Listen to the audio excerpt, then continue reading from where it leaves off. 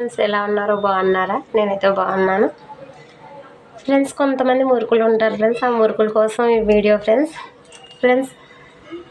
ఒక అమ్మాయిని పరువు తీసేద్దాం, దాన్ని ఏదో చేసేద్దాం, ఏదో చెందేద్దాం అని చాలామంది చూస్తూ ఉంటారు ఫ్రెండ్స్.